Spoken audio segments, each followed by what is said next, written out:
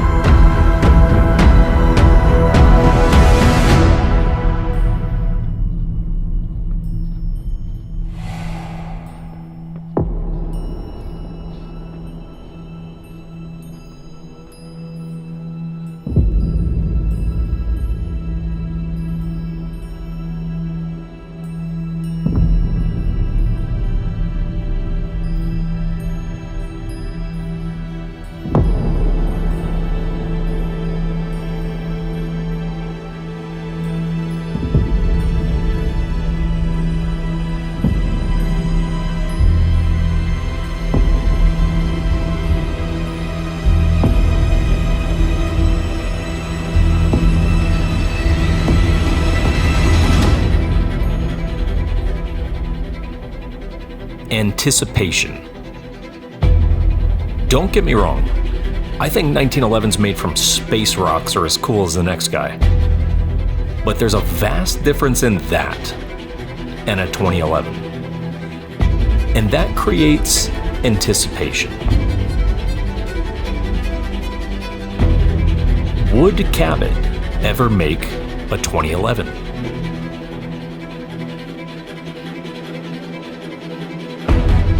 Could they set aside their ethos of exotic materials and loyalty to the single stack in order to give the people what they want? A high-end performance machine. And with each passing year without a Cabot 2011, the anticipation built. And it built.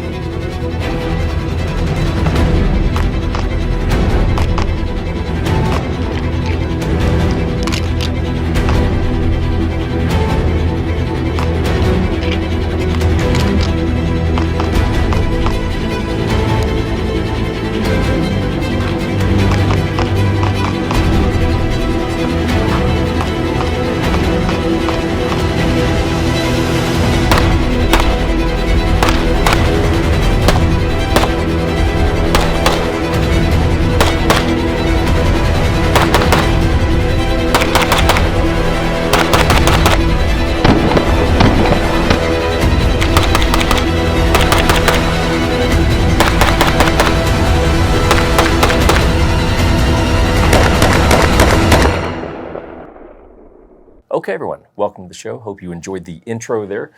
Special shout out to my friend Eli, 1776 Duck, for those of you that follow him on Instagram for the little cameo there. Appreciate that. So this video is a long time in the making. Cabot's been on the channel many times before. If you followed us for a little while, you've probably seen, even though I think the last video we did was probably year and a half ago at this point, the Cabot inversion project that we did. But Cabot, for those of you that don't know, they deal in ultra high-end 1911s. So a base price on a, I guess it's all relative, right? And inexpensive Cabot would be about $5,000, and it just goes up and gets kind of crazy from there. They have, just for example, they have a gun of the month club. That's $120,000 for the year, and you get a gun a month. It's like cheese or wine or jam, but for high-end 1911s. They do have a wait list, so you can't actually get on it because it's already full. But Insurrection, this guy right here, is their first double stack. I will give you a little bit of disclosure here. I knew about the gun for a while. I was a very small piece of helping test this when it was in its prototype stage on an iron sight model. But I did have some early access to it. I shot it, so I actually have a pretty good history with the gun at this point, just because I was involved in that process. For the sake of respecting our audience, I would not presume to come here and tell you that I'm not a little bit biased in this video. Not so much because I was involved in some of the testing, but just because, hey, I do like the folks from Cabot. They're friends. They've been in my house. We've done dinners. We're cool with each other. That does not prevent me from being able to come here and be honest with you. I just think it's fair that you know that in advance. Okay, so let's talk about some fundamentals of the gun. I've often said in the midst of our 1911 and 2011 reviews that the first two things I do when I get a new 1911 platform firearm is check fit and finish and the trigger. And I kind of realized writing out this video that that's actually a lie, and not an intentional one, but the real answer is when I get a new gun, period, regardless of what gun it is, you just kind of look at the thing, right? And you just take it in and you go, all right, what do I think about this, right? And you just observe it, and you observe lines and just angles and stuff, and you go, man, okay, how does this thing look? So what is the look of the Cabot Insurrection? And in my opinion, it has a little bit of a different look, and I mean it as a compliment. 2011s are, as I've said many times before, it's like the modern supercar of guns. And they have oftentimes crazy serrations and all kinds of wild stuff going on. And I like it. I am very much a modern 2011 guy. Like it appeals to me. Like I'm the buyer of that kind of stuff. One of the things that you can get with that is the guns can wind up looking a little bit blocky, right? Sometimes that's because of, I feel like a teacher with you guys today, because of full-length dust rails. This does not have that, but because of full-length dust rails or just full-length, tactical rail, if you don't speak code of dust covers and things like this, full-length dust covers, and then a tri-top slide, which basically means, hey, you got a angle here, angle here, angle here, versus just a rounded off slide. All those hard lines can get you kind of a blocky gun. And while I like it, this Insurrection does take on a different look. For me, it takes on way more of a 1911 aesthetic, just with a wide body. Like when I look at this, I go, yeah, that's a 1911. It's just that the grip, sort of the lower, the legs of the thing have been on TRT and are a little bit, bulked up at this point. But when I look at it, to me, fundamentally, it actually has 1911 versus 2011 lines. And that's cool. That is a different look compared to a lot of the stuff that you see. It is a bit more of a gentleman's aesthetic, I would call it, compared to some of the other 2011s. And again, that's not any shade of other 2011s. Again, I'm a giant consumer of them. I'm just saying there is sort of a bit of a refined thing that's happening here compared to some of the other ones. The whole gun is DLC coded, and you guys will notice as we show you some B-roll and photos here that there's an even tone to the whole thing. that is a bit uncommon. For those of, some of you are going, well, I know why it's all the same DLC tone, if you will. Now I'm gonna save that, not that it's some grand reveal, but I'm gonna save it for a little bit later in the video so you guys can take a guess down in the comments and see if you know why there's such a consistency to the color of the DLC there. That said, that's the real, the honest, the first thing that I do when I take in a new gun is I go, well, how does the damn thing look? What do I think of it? And I think it's a very handsome, very, very attractive firearm. Big fan. Next is I take a look at the fit and finish. So fit and finish of the Insurrection, it's extremely, extremely tight gun. I mean, there's just ever so slightly a tiny little bit of play in there, but it's a very, very tight gun. Now, slide to frame is not the only thing that matters when we're talking about how tight a gun is. I mean, tolerance in general comes down to everything, regardless of slide to frame. But it is a very tight gun. There's an expression that I believe gets oftentimes overused in the gun world, and that's people say, oh, it's like it's on ball bearings. So granted, the gun is very dirty right now because it's had a long, hard day, but you can probably hear that. And again, this is a gun that's pretty gunked up, but it is a very, ball bearings would be an appropriate term. This is a case in the gun world where you go, yeah, you got to kind of sign off on that language being used. Very, very glassy action. The whole thing is extremely well machined and blended. There's really no hot spots. I mean, you'll see things like, you know, on the grip safety and, you know, just different things. Look, it's all very nicely blended. There's no hard edges. There's no snag points. A little thing I noticed when I got the gun, you'll notice this sort of divot. We'll talk about that a little bit later, right there. So all of this is all flush. You would almost anticipate and expect that there's going to be a little bit of an overhang between the slide and the frame, and it's not. If you were to just do this, I know this seems probably kind of sexual what I'm doing with you guys right now, and it's not intended that way, but if you were to just kind of graze your hand along this, you'd be like, boy, that is just incredibly well machined. Like there's no overhang or whatever. It just feels like one solid piece. It doesn't feel like there's two different things going on here. It's just, you know, it's just really smooth. But again, these are just the little things that you notice when you're going through and testing a gun. Okay guys, so we're on the range just to kind of break up some of the conversation a little bit, talk about some of the features and just different things in terms of the Insurrection. So first thing would be talk about the trigger a little bit. So the trigger, 2011 triggers come in all different shapes and sizes, quite literally. Some are long, short, medium, you've got curved, you've got flat, you've either got texture on the trigger face, no texture, you got a lot of different stuff, trigger pull, all that kind of stuff. I'm gonna lump the Insurrection trigger into that kind of general do-all trigger category, right? Just kind of medium length trigger. There is a little bit in the way of texture, you know, serrations on the front of the trigger shoe there. Trigger weight is gonna be about 3.5 pounds, a little bit of take up on it, right? So that's pretty, you know, standard in terms of what you get on a 2011 trigger. Pretty rare you find a single stage trigger. A little bit of take up, trigger brakes, right around that 3.5 mark, give or take a little bit. I don't have calipers. And then there's the reset. So I'm far from the fastest shooter in the world, but for those of you more skilled than me, you can certainly get after it. See, that's what happens when I try to shoot faster than I can shoot.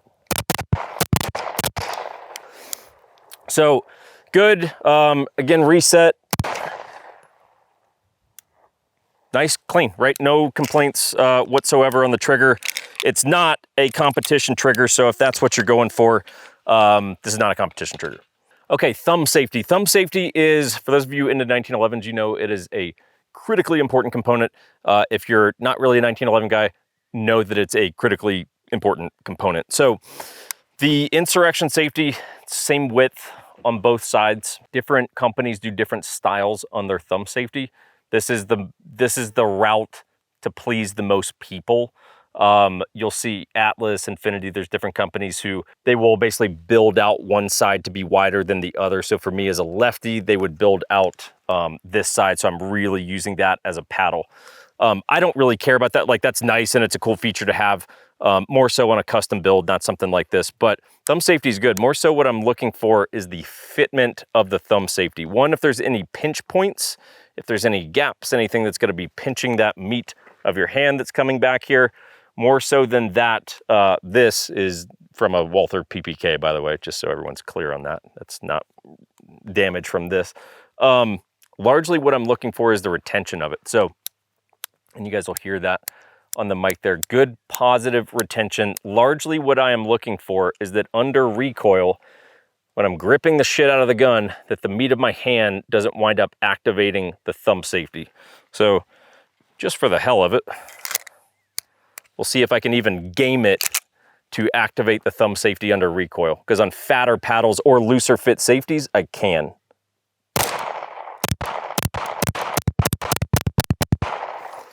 Right, so no issues with that. Thumb safety is very nicely fit. Okay, next, grip safety. Insurrection comes with a functional grip safety. 2 notes on that. Typically on 2011s, if I'm taking my preference, I'll say just give me a pin grip safety so that we can reduce the likelihood of a compromised grip. I don't even know if I can game it to create it, we'll see. So that if you wind up with a compromised grip, let's just say you draw your gun and you kind of flub the grip and you come out, I'll just kind of see if I can get a shitty grip. So you've really gotta, yeah, I mean, I'm barely making contact and I'm still getting rounds off. I'll show you why that's happening. Part of why I'm having a shitty grip and still getting rounds off, so you'll see, and there's just different style grip safeties, but you'll see just that sort of exaggerated nub that's on the back there. That's gonna allow me that even if I flub the grip and I just didn't get a high positive purchase on the gun, because I'm gonna for sure be making contact with that, you can have a pretty shitty grip on this functional grip safety and you're still gonna be able to get rounds off on the gun. Now, what they did that I think is very clever is, I'm not a gunsmith, so take any gunsmithing things I say with a grain of salt. This is not gunsmithing tips. This is just a feature, if you will.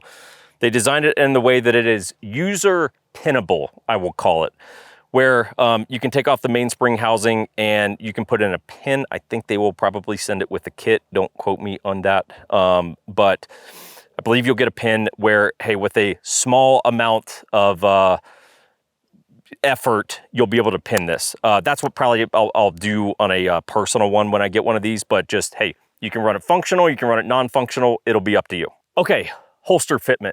Holster fitment is of extreme importance on 2011s, and most manufacturers are pretty good about thinking about this in advance, and some basically design the gun, produce the gun, and they're like, hey, the gun's out, and people go, hey, what holster fits? And they're like, I don't know, the holster market's gonna have to figure that out. So Cabot was smart on this. They designed it to fit as many holsters as humanly possible. Because of the design being 1911-esque, even though it's a 2011, it will, and I have verified this, fit it'll fit standard 1911 holsters, okay? So no light. This will fit the same holster as just a standard 5-inch 1911. I've tested it on a few, it works. If you're gonna throw in a light, you're gonna need to throw in an X300B, not the A.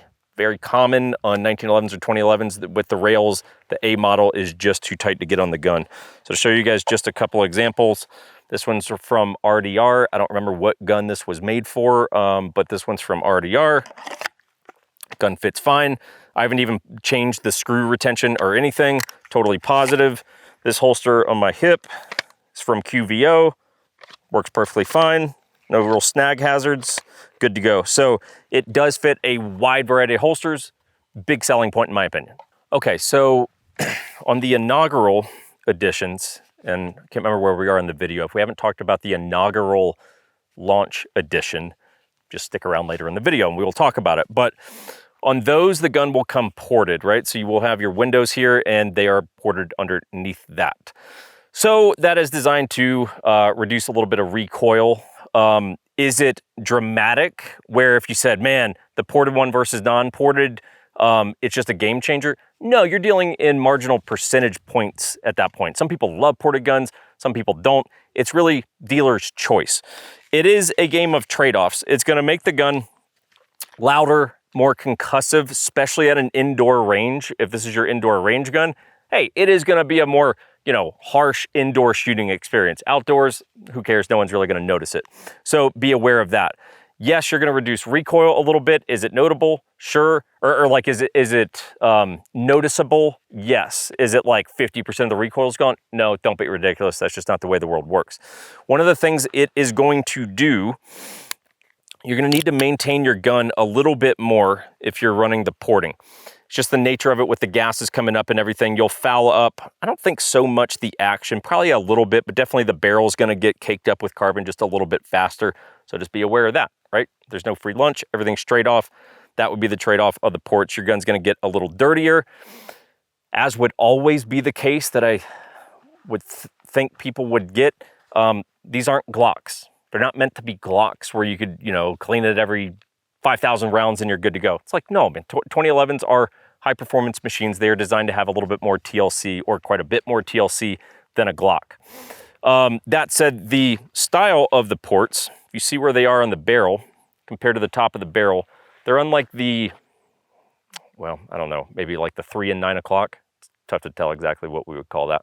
But basically they're off to the side. That way, instead of gases coming straight up, which at night could pollute you seeing your dot or iron sights, it's going to be coming off to the side, kind of a V shape, right? So more of a V shape style of porting.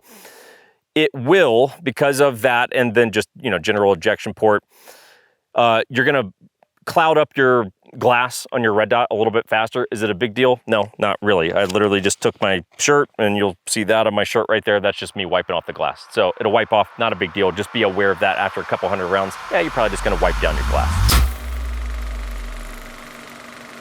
Guys, if you were looking for any way to support the 1911 Syndicate, we would love it. We would love to have your real estate business behind the scenes. The 1911 Syndicate is actually a real estate brand.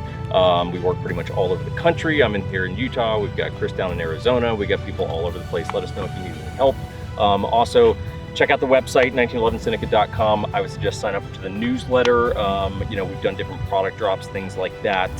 Make certain announcements via the newsletter. So check that out. Back on with the freaking show. Okay guys, so let's talk about just some other, you know, features and different things that are going on with the gun. One thing about Cabots is they are all American made. And that is in my opinion, knowing the guys, I think it's really a badge of honor for them to go, yes, this is an American made firearm, and everything that you see on it is American made. Cabot, I'm trying to blend this into more and more videos because I do think it's something worth talking about without divulging things that are, you know, above my pay grade to reveal. So a lot of companies talk about, oh yeah, you know, we make our own parts and all that kind of stuff, right? And it probably gets thrown around too loosely when oftentimes what people are meaning, if you were to dig into it, is yes, we design our grip. It's our design. Someone else machines it. We're not necessarily a machine shop, but it's like, hey, these are all of our components that we have designed. Someone else makes it because they make the barrels or whatever the thing is, right? So Cabot is in the case of, they make the vast majority of what you see here. And I didn't write down everything, but just off the top of my head, I mean, really guys, damn near single thing that you see here. I mean, big components from grips, frames, slides, hammers, thumb safeties, grip safeties. I mean, you go down the list and you go, look, the large majority of what you see here, when I say, again, they make, of course it's their design, but it's like, no, they're machining in, I believe it's all in Fort Wayne, Indiana. They're also in Pennsylvania, but I believe all the machining actually happens in Indiana. So again, machines, gunsmiths actually making the stuff that you see here. The gun is made exclusively from US stainless steel, and that, my friends, is the answer on why the DLC coating is so consistent. Typically on 2011s that have a metal grip module, which this does, oftentimes, I would even say the vast majority of the time, the grip module is aluminum, and then the rest of the gun is steel. Sometimes you will even see an aluminum frame. For the sake of not bringing other guns into a video about another gun, you know, I have a 1911 that's on an aluminum frame because it's a carry gun and I wanted to shave as much weight as possible. It's never gonna be the highest round count gun. It's my carry gun, which I know is a little counterintuitive. But you would see on the DLC coating of that gun that, hey, it's kind of a two-tone thing going on. It's all black, but it's just different shades of black. That's because aluminum and steel are taking it on differently. I know someone who's a metallurgist is gonna get into the comments and tell me everything I just said is wrong, but I'm speaking to the best of my knowledge here. On the Cabot, The grip module is actually stainless, and that's unusual. You don't see that very often. Typically, it'd be aluminum, and then pretty much everything else is steel. This is a case of, hey, all steel. It's an all steel gun. That leads to a heavy gun. It will be heavy. I didn't weigh the gun, but I'm just gonna tell you, yeah, it is a heavy gun, and it doesn't even have a full-length rail, but part of that is the metal grip module. I would also just say, hey, look, I like the gun on this. I like the weight on this. I've talked to Cabot about it and just said, personally, I wouldn't go to an aluminum grip module. For me, this is never gonna be a carry gun. If they did a commander length one at some point, I would say, yeah, for sure, at least offer it with an aluminum grip, because now we're in the territory of, yeah, people might be carrying that, and let's shave some weight if we can. On this 5-inch gun, red dot light, I mean, the whole works. You go, look, I'm not carrying that. I'm not that big a dude, so I'm not carrying that. So I don't give a shit about the weight. It soaks up some recoil, and I'm cool with it. But all steel versus aluminum, that's where you're getting the consistency of the DLC coating, because the whole gun's the same steel. Grip module, as mentioned, 416R stainless. I do like the grip module quite a bit. It almost, I had to kind of sit with it and ponder it when I got it. Not that I didn't like it, I just thought, it's kind of a different style of 2011 grip module. And I do like the look of it. I find it to be extremely clean. From a texture standpoint, it's perfectly adequate. It's not ultra aggressive. It's certainly not smooth. You go, look, the guns, I'm not worried about the gun going anywhere. Like the gun, I mean, again, the gun's locked in, right? It's not going anywhere. So it's adequate, but it does, again, have a different look on it. Also, total kind of sidebar here, but I like that Cabot was subtle on the branding on this. They did a logo on both sides of the grip, and then there's a little Cabot Guns emblem that's back here. Other than that, literally, I mean, the slide is clean. There's no Cabot Guns. There's no Insurrection. The Insurrection is somewhere. I'll show you where that is because it's pretty neat. But otherwise, it's actually a very, it's not a heavily branded gun, which I'm a fan of. I also like this little finger groove that they added in. I don't think it's so much that it's getting you it will lead to a slightly higher grip. Yeah, it would lead to a higher grip. But what I like about it is it's kind of locking, what it'll wind up doing is taking that middle finger that's making the contact there, and it's really locking in that middle finger. So I'm a fan of it. One, I think it has a nice aesthetic. Two, I do think that there's a functional purpose to it, and I enjoy it. I just think it's a feature you don't see that often, and it's pretty neat. Gun comes with a minimalist mag well on it. I don't have information regarding can you add other mag wells to this if you want to do more of a bigger funnel for competition or something like that. Something I probably should have known the answer to, but sadly I don't. So we'll have to find that out after the fact. The gun at its very basic core is a 5-inch 9mm gun. Most 2011s are, those of you know that. It is a flush cut and crowned barrel. We'll show you some B-roll of that, so I don't have to point the gun at my cameraman there. But obviously the barrel's hand fit. It is a bushing barrel, not a bull barrel, right? As you would see there, right? So it is a normal bushing barrel versus a bull barrel. That will actually shave a little bit of weight. I don't really care bushing versus bull barrel. For me, it's hey, it's all cool. You take your pick. Cabot went with more of a traditional brand in their approach. They went with a bushing barrel instead of a bull barrel, and that's perfectly fine by me. On the barrel hood, we'll show you a photo of it here, but again, the only place on the gun that actually has the gun model name is right here on the barrel hood. And it's pretty neat because they kind of did a mini tri-cut, like the slide, right? Where you go cut, cut, cut. That's what a tri-cut, slide is.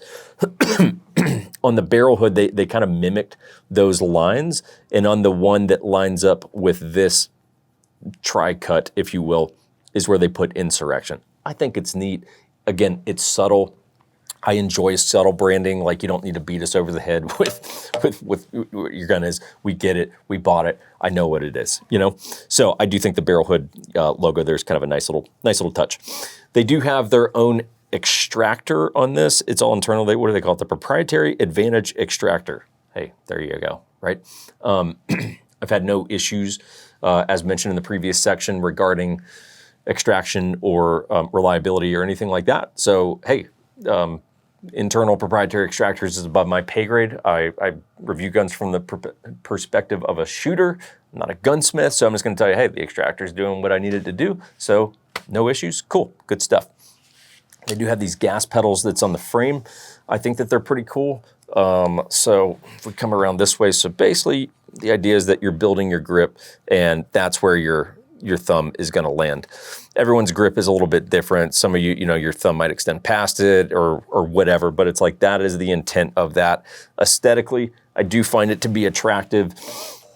I just think it's, it's a cool line that's within the frame and there is a functional purpose to it. So I think it's pretty cool. Got front and rear serrations. Of course, it's the year 2023. We're not savages, you know what I mean? We got to have some front and rear cocking serrations so that you guys can do all of your needless press checks after every single iteration of drills that you shoot. They're perfectly grippy. It's almost like I'm just going to keep making the joke in 1911 or any pistol video at this point. Like, when was the last time like you're handling front serrations and you're like, I can't even do serration things with these? Like, yeah, they do front serration things.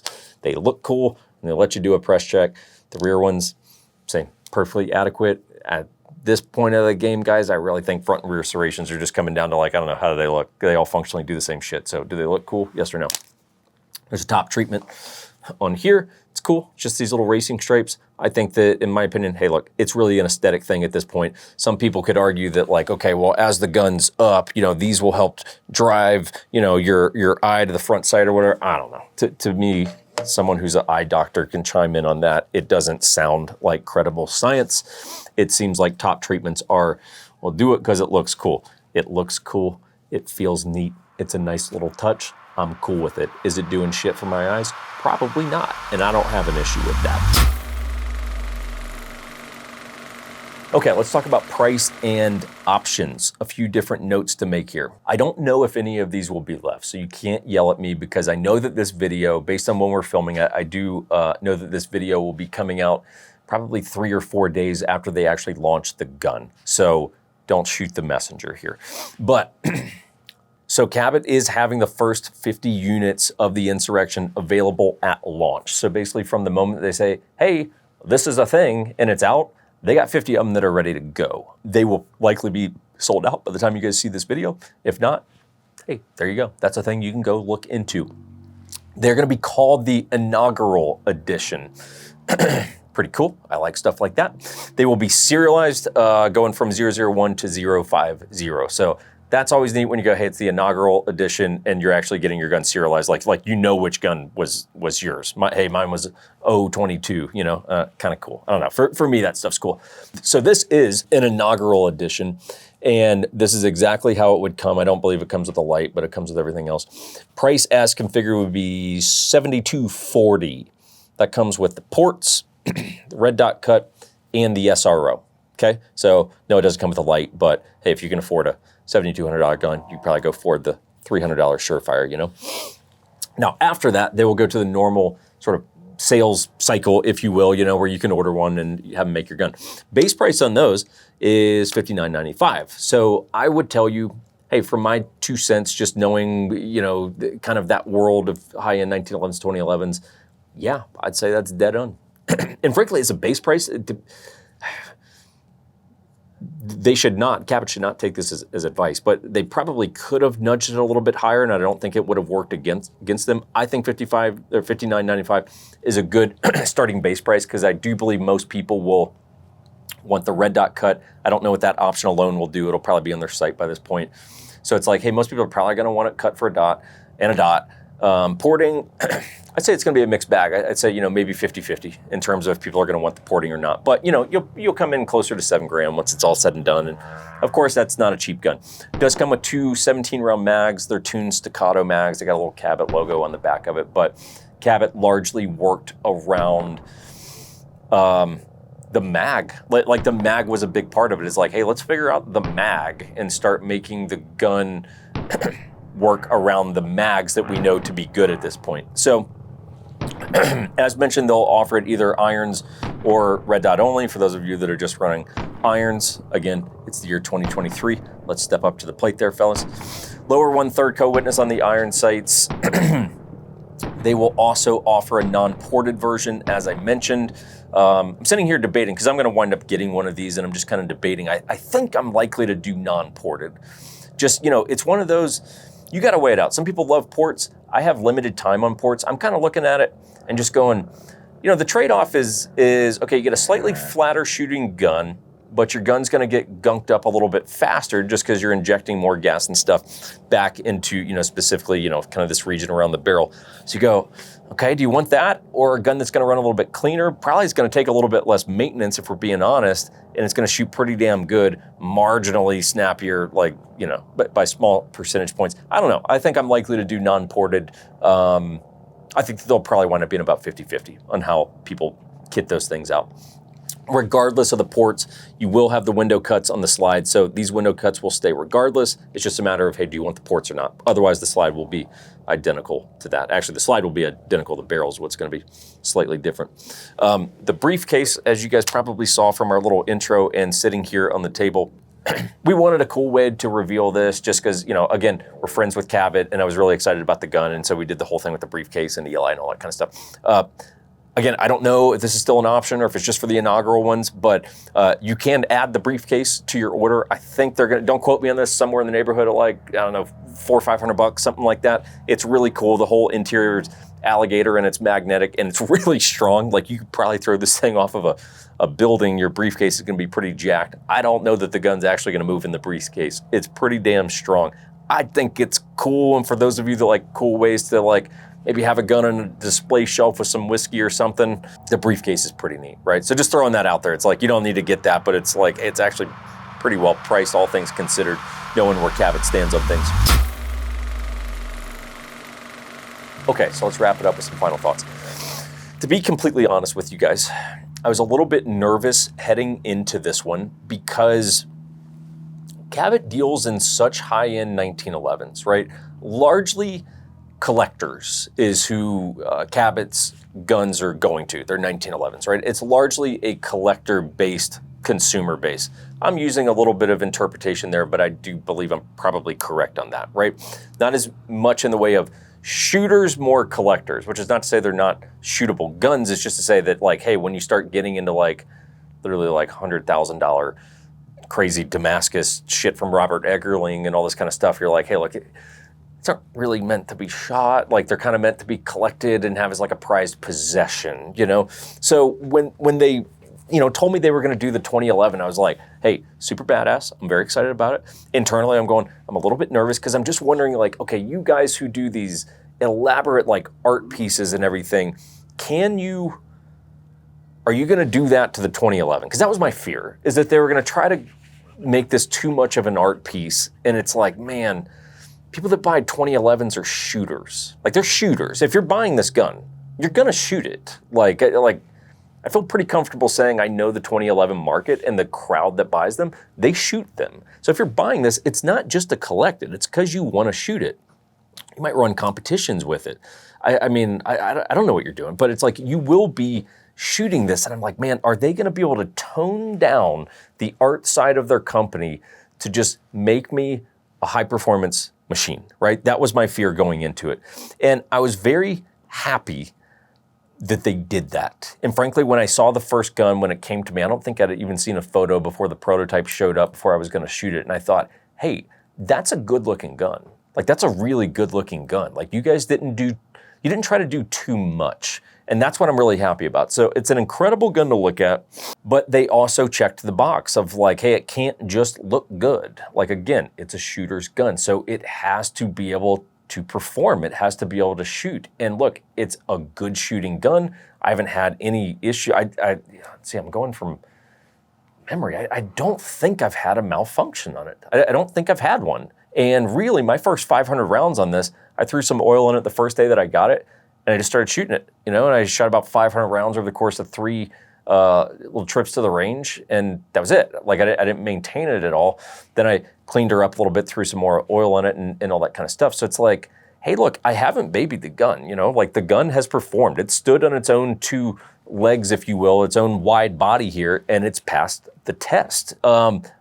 As a consumer of stuff like this, that makes me very happy because we now have another high-end company that's making a high-end 2011 that I think, winner. Hey, you got a winner there. You're gonna have to pay for it. Yeah, they ain't cheap. They ain't giving them away, but it's 2011's, guys, like the nature of the beast, you know, enter at your own risk. So if you were to carry that, or I don't know, being whatever, a home defense gun or something like that, you could use that as a home defense gun. And the unfortunate day comes that you potentially had to use it on a bad guy that's trying to do harm to you. You would definitely want to make sure that you have some sort of insurance to protect yourself and your family member if that is the case. Me and Chris, of course, not here today. We use a company called Firearms Legal Protection. They've been really cool with us. We like them. We both have the service. Chris has the family one because he's married and got family, and I'm, you know, just a bachelor, you know, getting it in on the town every night. But they've got a few different plans. You can plug in the code 1911. That will save you like 35% off the different services. I know you guys have done, a lot of you guys have done that, so we're happy about that. But do appreciate them for the help and the sponsorship of the channel. And I think we're about ready to wrap this bad boy up.